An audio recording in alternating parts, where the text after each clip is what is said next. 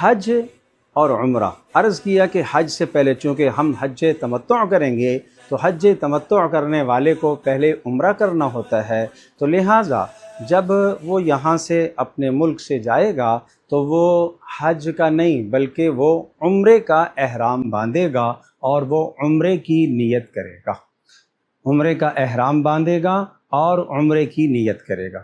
اور عمرے کے اندر بنیادی طور پر صرف اور صرف دو فرض ہیں، اور وہ دو فرض، ایک احرام باندھنا اور دوسرا فرض ہے بیت اللہ کا طواف کرنا۔ اب اسے کس طرح سے ادا کرنا ہے، اس عمرے کو کیسے ادا کرنا ہے؟ جس دن اس کے جانے کا وقت آئے گا تو یہ سب سے پہلے غسل کر لے، اور غسل کرنا افضل ہے، اور اپنے جسم سے زائد بالوں کو صاف کر لے، پاک صاف ہو جائے، اور اپنے گھر سے احرام کی دو چادریں اپنے جسم پر لپیٹ لے۔ مرد ہے تو اپنے جسم پر احرام کی دو چادریں لپیٹے گا، اگر خاتون ہے تو وہ جو عام لباس پہنتی ہے اسی لباس کے اندر وہی اس کا احرام ہے۔ مرد کے لیے دو چادریں، اور اسی طرح سے پیروں کے اندر پٹی والے چپل وہ پہن لے گا تاکہ پیروں کے اوپر والی ہڈی نہ چھپے۔ اس طرح سے یہ احرام کی دو چادریں لپیٹ لے، مگر یہ ابھی نیت نہیں کرے گا۔ یہ دو چادریں چاہے تو یہ ایئرپورٹ سے لپیٹے اور چاہے تو اپنے گھر سے لپیٹے، مگر جب یہ دو چادریں لپیٹ لے ان کے اوپر ابھی یہ خوشبو لگا سکتا ہے، چونکہ ابھی نیت نہیں کی، اور خوشبو کا لگانا اس وقت سنت ہے، اور 2 رکعت نماز نفل بھی ادا کر لے۔ اب 2 رکعت نماز نفل بھی ادا کر لیے، خوشبو بھی لگا لی، غسل بھی کر لیا، گویا کہ یہ مسنون اعمال پہلے کے وہ سارے کے سارے اس نے ادا کر لیے۔ اور اب جب یہ ایئرپورٹ پہنچتا ہے تو وہاں امیگریشن کے تمام مسائل سے فارغ ہو کر جب جہاز میں بیٹھ جائے اور جہاز کی اڑان جب ہو جائے تو اس کے بعد یہ نیت کر لے۔ یہ نیت میں جلدی نہیں کرے گا، چونکہ ممکن ہے فلائٹ مؤخر ہو جائے، کچھ تاخیر ہو جائے تو بلا وجہ وہ پابندیوں میں رہے اور مشکل میں پڑ جائے، تو اس لیے جلدی نہ کرے۔ جب جہاز کی اڑان ہو جائے، اطمینان ہو جائے، اس کے بعد یہ نیت کرے گا، یہ کہے گا اللہم انی ارید العمرۃ، اے اللہ میں عمرے کا ارادہ کرتا ہوں، اے اللہ اس کو میرے لیے آسان فرما اور قبول فرما۔ 3 لفظ، اے اللہ میں عمرے کا ارادہ کرتا ہوں، اس کو میرے لیے آسان فرما اور اس کو قبول فرما۔ عمرے کا ارادہ کرتا ہوں، آسان فرما، قبول فرما۔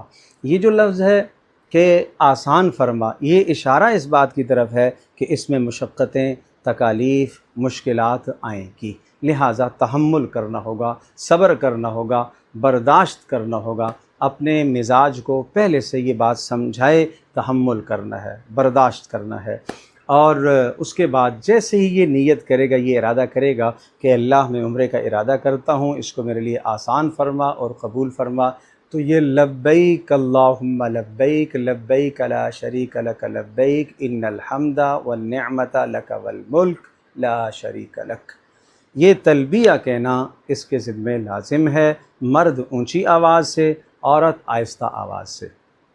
اب عورت کیا کرے گی؟ اب عورت کے چہرے کے ساتھ کپڑا نہ لگے، چونکہ نیت کر لی ہے اس نے، اور اس کے چہرے کے ساتھ کپڑا نہ لگے۔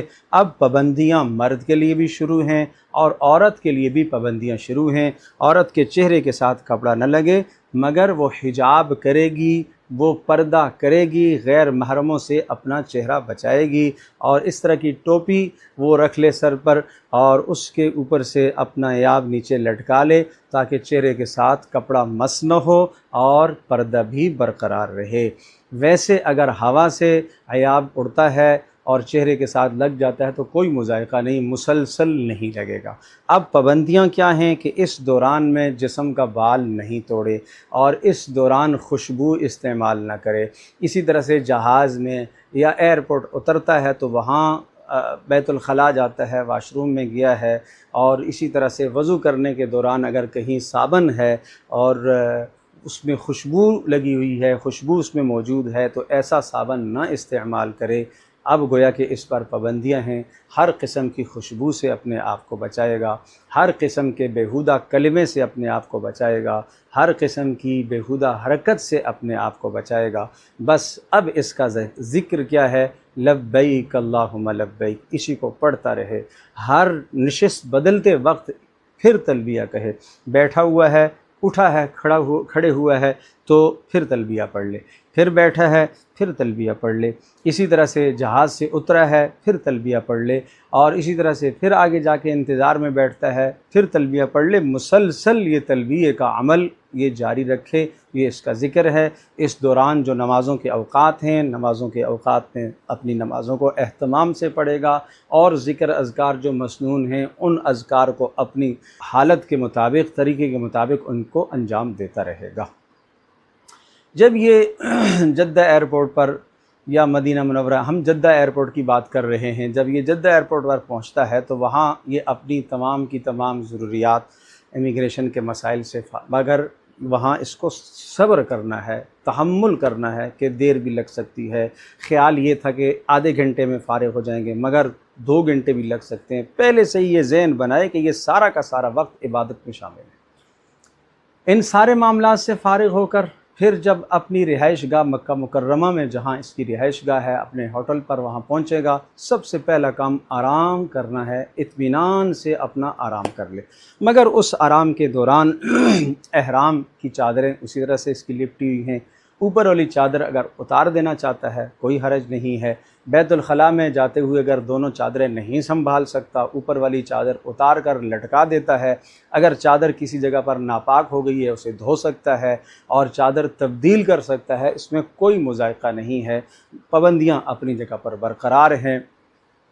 اپنے ہوٹل پر اگر جب یہ آرام کرتا ہے تو آرام کے لیے جب یہ سوئے گا تو اسے خیال رکھنا ہے کہ اس کا چہرہ نہیں ڈھکنا چاہیے، سر نہیں ڈھکنا چاہیے، خاتون کا بھی چہرہ نہیں ڈھکنا چاہیے، سر نہیں ڈھکنا چاہیے۔ ان تمام باتوں کا خیال رکھے، آرام اطمینان سے اپنا آرام کر لے، چونکہ یہاں سے جاتے وقت تھکن ہوگی، تھکن کی حالت میں عمرہ نہ کرے۔ جب آرام ہو گیا، اطمینان ہو گیا، اب یہ خیال ہے کہ 3 گھنٹے، 3.5 گھنٹے، 4 گھنٹے تقریباً عمرے میں درکار ہوں گے۔ اتنے وقت میں یہ تکلیف برداشت کر سکتا ہے، تھکان نہیں ہوگی، تو اب یہ عمرہ کرنے کے لیے حرم پہنچے گا۔ جیسے ہی حرم میں داخل ہوتے ہیں تو عام طریقہ ہے جس طرح سے مساجد میں داخل ہوتے ہیں اسی طرح سے بیت اللہ یعنی مسجد حرام میں داخل ہو، اور جیسے ہی بیت اللہ پر نظر پڑے تو ایک کنارے کی طرف راستے سے ہٹ کر کھڑے ہو کر خوب دعا کرے۔ پہلی نظر پر جو دعا کریں گے اللہ اس دعا کو قبول کرے گا۔ اللہ یہ سعادتیں ہم سب کو بار بار عطا فرمائے۔ خوب دعائیں کرے، خوب دعائیں کرے، جتنی دیر دعائیں کر سکتا ہے دعا کرے۔ دعا کے بعد اب کیا کرنا ہے؟ اب سب سے پہلا کام کیا کرنا ہے؟ اب طواف کرنا ہے۔ 7 چکر طواف کے لگانے ہیں، اور حجر اسود کے سامنے پہنچے اور اپنا سینہ حجر اسود کی طرف کرے، اور دور ہی چونکہ قریب نہیں جا سکے گا، اور خوشبو بھی لگی ہوتی ہے، چومنے کا بھی وہی ثواب۔ اگر وہاں ہاتھ اس پر لگا لے اور ہاتھ چوم لے، چھڑی لگائے وہ چوم لے تب بھی وہی ثواب، یا دور سے استلام کر لے۔ استلام کا مطلب کیا؟ کہ یہ دونوں ہاتھ جس طرح سے آدمی نماز میں تکبیر تحریمہ کے لیے ہاتھ اٹھاتا ہے، کندھوں تک ہاتھ لے آتا ہے، کانوں تک ہاتھ لے آتا ہے، اسی طرح سے یہ ہاتھ اوپر لے آئے گا اور کہے گا بسم اللہ اللہ اکبر وللہ الحمد، یہ کہے اور دونوں ہاتھوں کو اس طرح سے چوم لے۔ یہ بات ضروری ہے، بہت اہمیت کے ساتھ، کثرت لوگوں کا اجتہام ہے اور بہت بڑا مجمع ہوتا ہے، تو اس موقع پر یہ ضروری ہے کہ لمحے کے لیے یہ بیت اللہ کی طرف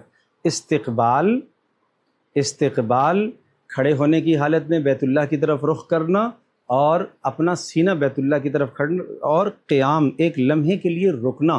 چلتے چلتے نہیں کرے گا بلکہ ایک لمحے کے لیے رک جائے گا، ایک لمحے کے لیے رک جائے گا، اور اپنا سینہ بیت اللہ کی طرف حجر اسود کی طرف کر کے یہ بسم اللہ اللہ اکبر وللہ الحمد کہہ کر چوم کر پھر طواف شروع کر دے۔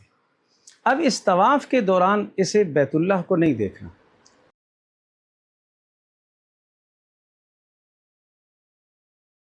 لبيك اللهم لبيك لبيك لا شريك لك لبيك إن الحمد والنعمة لك والملك لا شريك لك.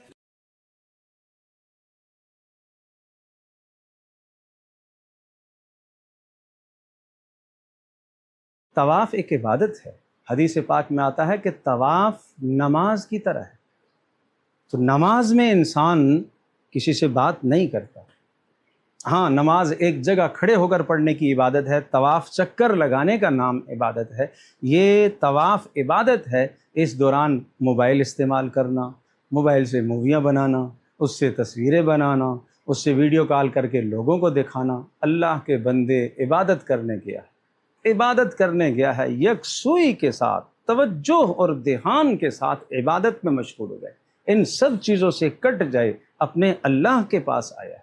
اس سے زیادہ مقدس جگہ دنیا میں کوئی اور ہے نہیں جہاں جا کر تیرا دھیان اللہ کی طرف جمے گا. اگر یہاں دھیان نہیں جمے گا تو کہاں تیرا دھیان اللہ کی طرف جمے گا؟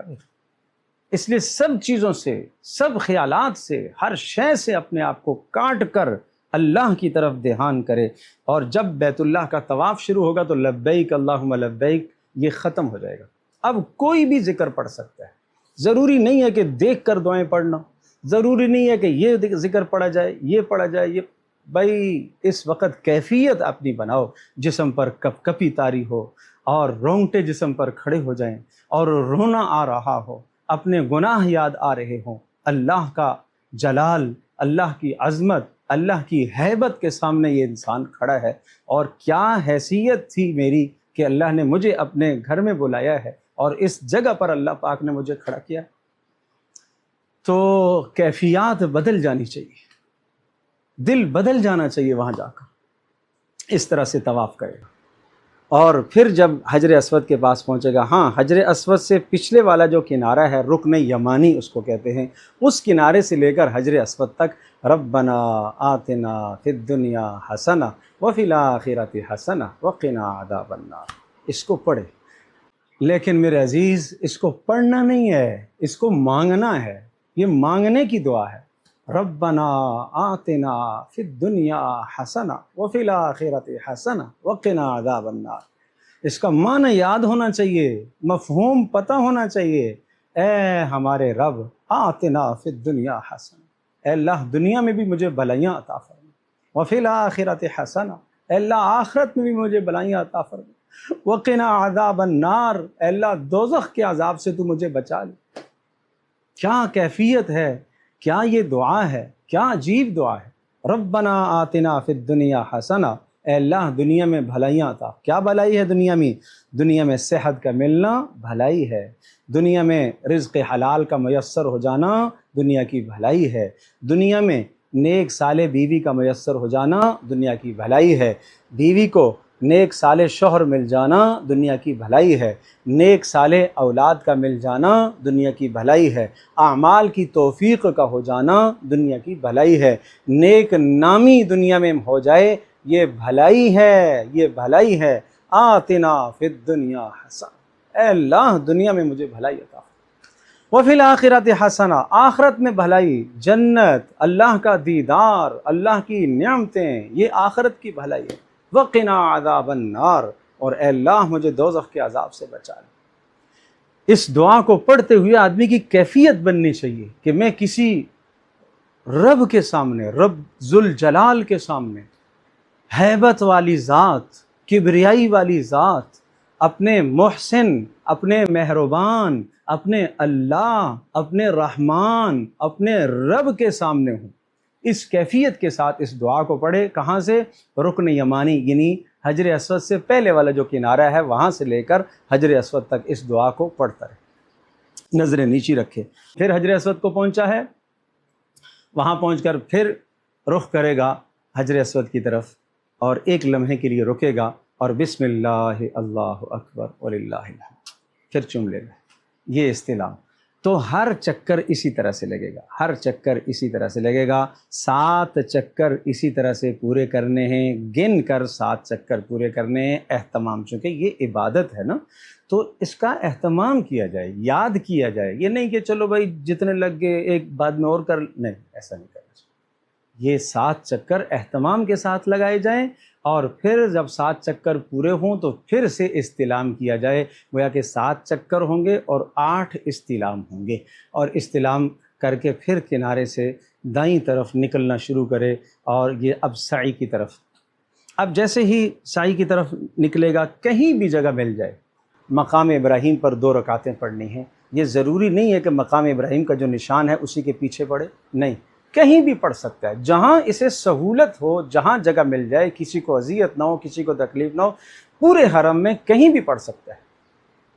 تو آرام اور سکون کی جگہ تلاش کرے جہاں 2 رکعت اطمینان سے پڑھے، عام نوافل کی طرح 2 رکعت نماز مقام ابراہیم پڑھے، اس کے بعد بیٹھ کر دعا مانگے، جتنی دعا ہو سکے دعا مانگے۔ یہ قبولیت کا وقت ہے، یہ دل لگی کا وقت ہے، دل جمعی کا وقت ہے۔ اللہ کے ساتھ اپنی لو لگائے، اپنے گناہوں کی معافی مانگے، اور اپنی تقدیر اور اپنے دل کو بدلنے کی اللہ پاک سے یہ دعا مانگے۔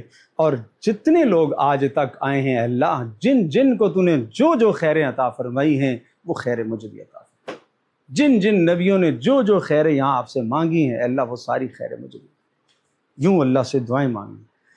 جب یہ دعا سے فارغ ہوا، اب پانی پینا زمزم کا سنت ہے۔ مقام ابراہیم کی 2 رکعتیں پڑھنے کے بعد زمزم کا پانی پینا سنت ہے۔ پیٹ بھر کر پیے، فرمایا یہاں تک کر کے پیے، خوب خوب پیے۔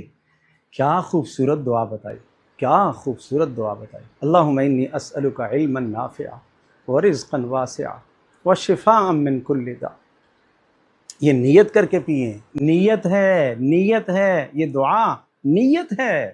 اللہم انی اسألک علما نافعا، اے اللہ میں تجھ سے علم نافع مانگ رہا ہوں۔ علم نافع وہ ہے کہ جس کو حاصل کر کے انسان کو خود فائدہ پہنچے، یہ ہے علم نافع۔ کتنی خوبصورت دعا ہے، علم کی دعا ہے۔ وَرِزْقًا وَاسِعًا، وسعت والا رزق ہے۔ وَشِفَاءً مِّن كُلِّ دَاءٍ، اے اللہ ہر بیماری سے شفا عطا فرما۔ زمزم لما شرب، اللہ جو نیت کر کے پیو گے اللہ وہ آپ کی مراد پوری کرے۔ یہ آج مرادوں کو پورا کرانے کا وقت ہے، یہ آج مانگنے کا وقت ہے۔ ایک ایک گھونٹ اسے پیے اور اللہ سے یہ مانگے، اور خوب خوب جی بھر کے پیے۔ زمزم کا پانی پی لیا، اس کے بعد صفا مروہ کی سعی۔ اب سعی میں جو ہے، سعی میں بھی 7 چکر ہے۔ صفا سے سعی شروع ہوگی، مروہ پر ختم ہوگی، یعنی صفا سے مروہ تک جانا 1، پھر مروہ سے صفا کی طرف آنا 2، پھر صفا سے مروہ کی طرف جانا 3۔ 1 چکر جانے کا، 1 آنے کا، 1 جانے کا، 1 آنے کا۔ اس طرح سے گویا کہ صفا سے آپ آغاز کریں گے، مروہ پر اختتام ہوگا۔ بیچ میں جو تیز چلنے کی جگہ ہے وہاں قدرے تیز چلیں گے، دوڑنا نہیں ہے۔ ایسی کوئی حرکت نہ کریں جس سے آپ کو تکلیف ہو، کسی دوسرے کو تکلیف ہو، اذیت ہو، آپ گر جائیں، نہیں، ذرا تیز قدم اٹھانے ہیں بس، یہ ہے حکم۔ اور جب صفا سے آپ سعی شروع کریں گے تو اس وقت بیت اللہ کی طرف رخ کر کے کھڑے ہو کے دعا مانگنا سنت ہے۔ تھوڑی سی دیر دعا مانگ لیں، یہ بھی دعا کا مقام ہے۔ اور جب 7 چکر پورے ہو گئے، اب مروہ سے ہی آپ باہر نکلیں، اور باہر نکل کر کہیں بھی آپ حلق کروا لیں۔ قصر کروانا مگر حلق کروانا افضل ہے۔ پیارے رسول صلی اللہ علیہ وسلم نے دعا دی ہے، اللہم اغفر للمحلقین، اے اللہ حلق کرنے والوں کی بخشش فرما، اے اللہ حلق کرنے والوں کی بخشش فرما، اے اللہ حلق کرنے والوں کی، مونڈ دینے والوں کی، جو بالوں کو مکمل مونڈ دیں ان کی بخشش فرما، والمقصرین، اور قصر کرنے والوں کی بھی بخشش فرما۔ تو لہٰذا افضل یہ عمل ہے۔ جب آپ نے حلق کر لیا تو اب آپ کا عمرہ مکمل ہو گیا، عمرے کی پابندیوں سے آپ نکل آئے۔ لیکن حلق ہونے سے پہلے آپ کا عمرہ مکمل نہیں ہوگا، حلق پر آپ کا عمرہ مکمل ہو جائے گا، اور عمرے کی پابندیوں سے آپ نکل آئے ہیں۔ اب آپ احرام کھولیں، تو گویا کہ اب جب حج والا دن آئے گا 8 ذی الحجہ کو، تو حج کا احرام باندھیں گے۔ لبيك اللهم لبيك لبيك لا شريك لك لبيك إن الحمد والنعمة لك والملك لا شريك لك